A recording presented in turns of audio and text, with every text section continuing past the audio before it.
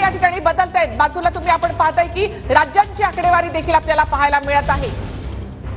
तर महत्त्वाची बातमी आपण पाहतोय, 42 जागांचे कल राज्यातील हाती आले। त्यामध्ये भाजप 16, शिवसेना शिंदे गट 5 जागांवर आघाडीवर आहे। तर रायगडमधून अनंत गीते हे आघाडीवर आहेत। रायगडमधून अनंत गीते आघाडीवर, सुनील तटकरे यांच्यासाठी धक्का। तर अनंत गीते आता या फेऱ्यांमध्ये सध्या आघाडीवर।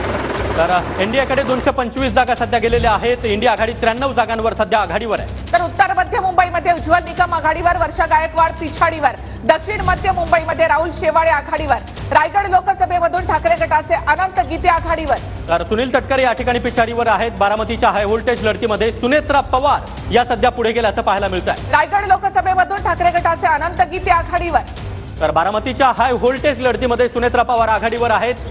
सुप्रिया सुळे या ठिकाणी सध्या पिछाडीवर गेल्याचं दिसत आहे। एनडीए 229, इंडिया आघाडी 97। धाराशिवमधून ओमराजे निंबाळकर हे आघाडीवर आहेत। धाराशिवमधून ओमराजे निंबाळकर आघाडीवर। सुरुवातीच्या फेऱ्यांपासून ओमराजेंनी इथे आघाडी घेतली आहे। तर अर्चना पाटील या मात्र सातत्यानं पिछाडीवर पाहायला मिळतात। ईशान्य मुंबईतून मिहिर कोटेच्या आघाडीवर आहेत।